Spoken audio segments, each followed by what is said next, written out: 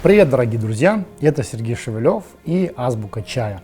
Это серия блогов, где я рассказываю о самых основах чая, чайной культуры, чайной традиции, что же такое хороший чай, как его пить и так далее.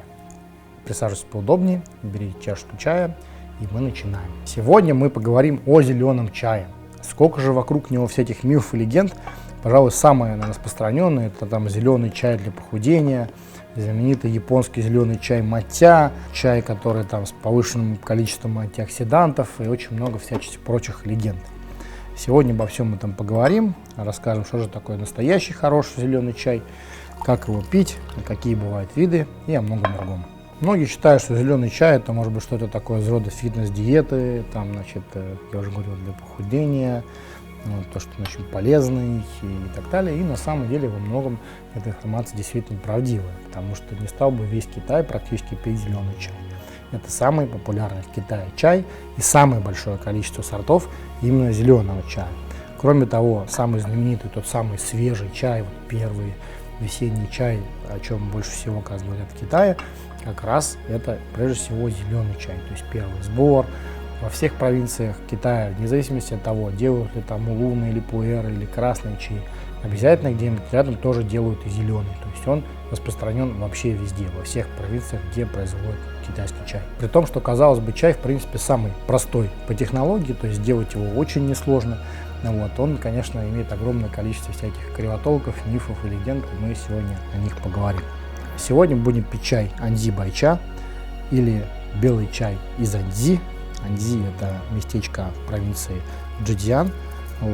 Такие вот иголочки зеленого чая. Сейчас уже у нас зима, но вообще обычно зеленый чай всегда этот появляется в начале апреля. Считается, что самый хороший зеленый чай собирается в период Цинмин или чистых дней.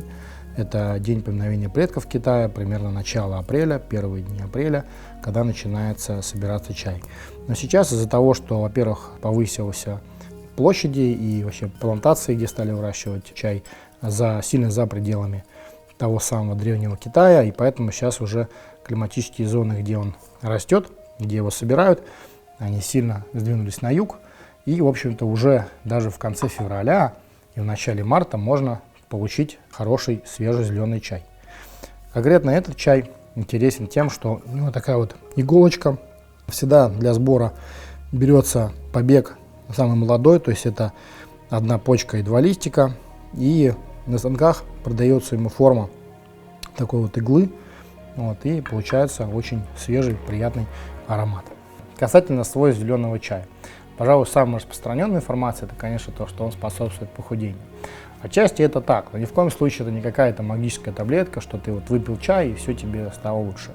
Зеленый чай, как и любой другой чай, он способствует метаболизму организма, насыщает его витаминами, полезными микроэлементами, и в комплексе с правильной диетой, со здоровым образом жизни, спортом, то, конечно же, он будет способствовать, скажем так, приведению тела в баланс и в гармонию. Еще важный момент, то, что говорят, что в зеленом чае там кофеина меньше или больше, или как-то еще. В целом в чае, в хорошем чае, в листовом, часто кофеина может быть даже больше, чем в кофе. Но вопрос употребления и, опять-таки, ферментации, потому что кофеин и зеленый, как правило, сильно ферментированы, зеленый чай практически не ферментирован, и в нем как раз повышенное содержание витаминов. Если говорить про чаи ферментированные, как черный чай, или который Китай называют красным, хунча, в нем как раз больше ферментов, которые очень хорошо для желудка, для пищеварения, каких-то там чистки сосудов, там разные всякие другие свойства. Есть у красного чая. Зеленый, он больше вот как раз хороший для кожи, волос, может быть, в качестве обеспечения, опять-таки, организма витаминами, антиоксидантами и прочим. Это если очень грубо. Но в целом любой чай обладает общеукрепляющими свойствами, которые при разумном и правильном потреблении всегда обладает оздоровляющим, таким общеукрепляющим воздействием на организм. Касательно, кстати, именно тонизирующего воздействия, многие считают, что больше всего бодрит именно пуэр. На самом деле зеленый чай, в общем-то, обладает ничуть не менее тонизирующими свойствами, просто зависит от сорта. Некоторые сорта более бодрящие, некоторые менее. Считают, что мелколистный зеленый чай, он более бодрящий за счет того, что больше концентрация настоя получается и больше почек, в которых больше содержания активных веществ. И в целом сравнимо содержание кофеина и других активных элементов в зеленом чае и с другими чаями. Просто действует оно индивидуально, и бывает даже у кого-то зеленый чай бодрит больше, чем, например, красный чай или даже пуэр. То есть можно смело говорить, что зеленый чай — это в принципе чай, который самый базовый, потому что технология производства зеленого чая очень простая. Вы собираете свежий лист, как правило, лист после сбора немножечко подвяливается, после этого обжаривается, иногда на этой жарке он досушивается, иногда немножечко обжаривается, потом продается форма, потом на отдельном оборудовании происходит сушка. Все. Обычно вся стадия обработки зеленого чая может занимать от 15 минут до максимум пары-тройки часов, и чай уже после этого считается готовым, его можно пить. Но чаще всего, на самом деле, самый распространенный зеленый чай делается минут 20-30, и после этого вы можете уже его заварить и попить, и почувствовать свежий, прям такой, можно сказать, освежающий, необъятный аромат. Очень часто мне приходилось делать на заводах, это, конечно, потрясающее ощущение.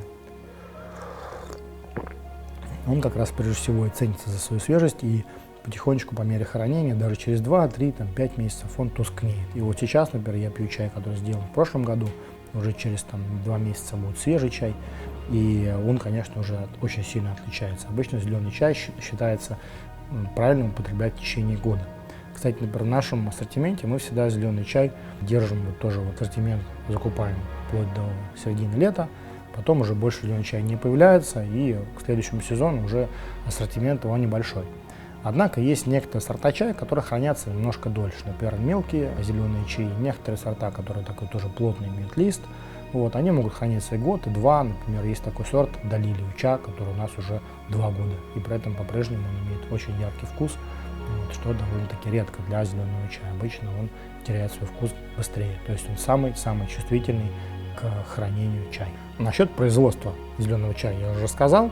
Интересно, как же его выращивают. Многие думают, что возможно какой-то специальный сорт куста или что-то еще.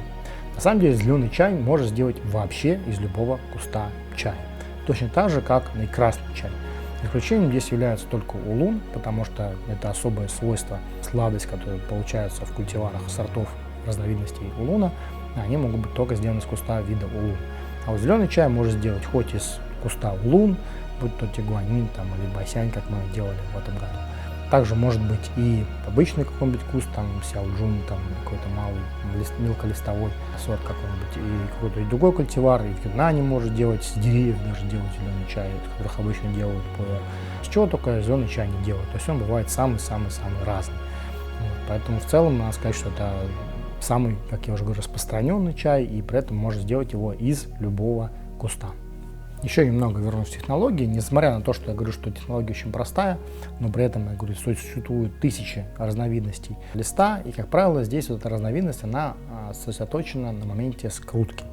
То есть есть такой, например, знаменитый чай Тайпин Хоукуй, такие очень длинные, такие плоские листья, которые специально прокатывают на станке, и при сушке на таких квадратных коробах, на сетке прижимается, припрессовывается, и получается, такой длинный плоский лист. Есть игольчатые чаи, как, например, сейчас мы заварим анди-байча. Есть чисто почечный зеленый чай. Есть почка, например, когда маленькая, используется 2 маленьких листика, как, например, для чая лунзин или колодец дракона. Есть, зеленый чай спиралевидный, или как локон, тоже скрученный. Есть самые-самые разные виды скрутки. Но, пожалуй, самый-самый знаменитый зеленый чай в Китае — это маофэн, или ворсистые пики.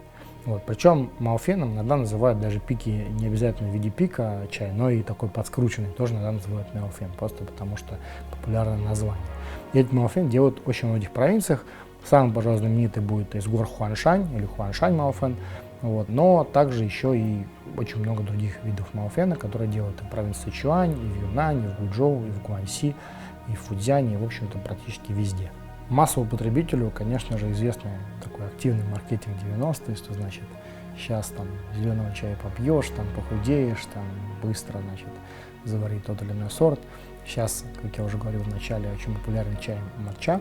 И что же это такое? Это на самом деле порошковый японский чай, который взбивается венчиком, и на самом деле этот чай был распространен во времена знаменитого Лу Юя, этого замечательного мужчины. Это знаменитый, в общем-то, чайный, можно сказать, бог Китая, который написал книгу, которая тут рядом с ним лежит, называется «Чайный канон». И жил он в династию Тан, это больше 1000 лет назад. И он систематизировал все знания о чае в то время, и в то время как раз пили порошковый чай. вот, который сейчас сохранился в Японии, потому что Япония очень консервативна, и, значит, она сохранила в себе такие вот традиции. Тут, думаю, тот японский юноша, он как раз, скорее всего, самурай этот пил, я думаю, тот самый чай. Вот. Чай матча очень сильно энергетик по той причине, что вы, в отличие от обычного чая, вы не проливаете его, то есть вы лист оставляете там, да, в чайнике, или сейчас у меня здесь вот есть чашка с крышкой гайвань японская, тоже очень часто распространен такой способ заваривания именно зеленого чая, потому что не нужно его сильно температуру держать, обычно всегда используется немного охлажденная температура, вода может быть это 80 градусов для зеленого чая, чтобы не ошпарить его, и поэтому, собственно, температура должна быть менее теплоемкая. Поэтому используется гайвань. А матча обычно заваривается в чаше. Это вот такой вот сосуд, довольно большого размера, вот такой, и где специальным венчиком бамбуковым взбивается матча до достижения пены, вот, и пьется прямо из чаши. Это традиционное его употребление. В принципе, есть сейчас всякие более современные блендеры, вот, но так или иначе матча более тонизирующий за счет того, что вы пьете сразу же уже сам напиток вместе с листом. Вот. И получается, вы употребляете сразу большее количество всех веществ вместе, собственно, с самим продуктом. И у вас выходит очень такой вот мощный, крепкий напиток. Насчет каких-то мифических свойств матчи могу сказать, что, в общем-то, все вот эти свойства, они прежде всего связаны с тем, что вы употребляете, опять-таки, чай вместе с листом, и он просто получается более бодрящий, и воздействие его на организм гораздо более сильное, чем при заваривании. Поэтому в целом нельзя говорить, что японский чай матча, он какой-то прям вот очень уникальный и обладает радикально другим действием. Вот. В целом любой зеленый чай, он так или иначе имеет все свойства напитка, потому что когда вы связываете горячую воду и лист, вы получаете так или иначе одинаковый, да, химический состав напитка, который вы выпиваете. Но тут очень есть небольшие нюансы насчет именно еще и не только того, что матча это другой вид, но и насчет разных сортов даже китайского чая. Потому что за счет разных видов скручивания, прогрева финального, либо обжарки, тоже разные выделяются в них вещества, плюс, естественно, влияют климатические зоны и разные виды культивара. Они тоже содержат не одинаковую такую пропорцию кофеина даже того же. Потому что, например, есть исследование, что юнаньский чай содержит больше кофеина, чем, например, чай из Джэцзяна, севера Китая. Поэтому самый как раз такой тонизирующий чай считается пуэр. Но если вырастить там же зеленый чай в Юнане, то эти зеленые чаи из Юнани тоже очень сильно бодрят, и, в общем-то, их действие сравнимо с пуэром. В том числе и из-за климатической зоны, и из-за почв, которые находятся в Юнане. Но, естественно, и очень много других факторов имеют значение. Я уже вкратце говорил о способах заваривания в других видео, и сейчас рассказал, как конкретно я сейчас завариваю чай. Это самый такой простой способ. Пинча для зеленого чая, он тоже очень хорош. Но зеленый чай, в общем-то, считается достаточно нежным. Как я говорил, для него часто остужают воду для заваривания. Но есть чаи, которым, в общем-то, испортить очень сложно, даже таким самым обычным бытовым завариванием в кружке. Я на парочку этих чаев оставлю ссылку в описании. Пожалуй, самый такой популярный — это хэйчухао, из такой сорт из провинции Гуанси. Очень бюджетный, при этом безумно вкусный зеленый чай, который я могу рекомендовать. Если же говорить о эксклюзивных, более тонких чаях, то я бы мог порекомендовать лунзин, колодец дракона, опять-таки анзибай-чай, который мы сейчас пьем, и тайпин-хокуй, чай из провинции Айхой, который тоже очень знаменит, и он необычен не только по внешнему виду, но и в своем вкусе, аромате и послевкусии. Ну а в качестве эксклюзива можно сказать про выдержанный зеленый чай, лаолю чай. Чай этот не из дешевых, часто такой чай может стоить 20, 30 и даже там 50 тысяч рублей за 100 грамм, но в качестве знакомства я всегда его рекомендую, можете купить там 10 грамм, просто один раз попробовать, потому что это крайне необычный продукт, который получился случайно как-то на Тайване, когда завозили туда зеленый чай с материка, и у кого-то он залежался, и потом попробовали и удивились, насколько же он получился вкусный, то есть он сравним с другими лао-чай или выдержанными чаями, о которых тоже я уже рассказывал в других видео, обязательно посмотрите. Надеюсь, за этот краткий выпуск мне удалось вас познакомить с зеленым чаем, рассказать немного о его свойствах. Обязательно пейте зеленый чай, особенно хорошо его пить весной. Всегда и мои тоже рекомендации, если какой-то хороший чай вам, например, понравился, и это была весна, там, может быть, март, там, до начала марта, всегда берите его немного про запас, потому что обычно такого чая немного, и потом появляются уже другие поздние чаи, апрель, май, которые уже могут быть, конечно, более доступны в цене, но у них уже другие ароматические вкусовые свойства. Для ценителей, конечно, первый выбор всегда более предпочтителен. Ну и самое главное, не верьте байкам, пейте вкусный чай, получайте хорошее настроение. Всем счастливо, до новых встреч, пока.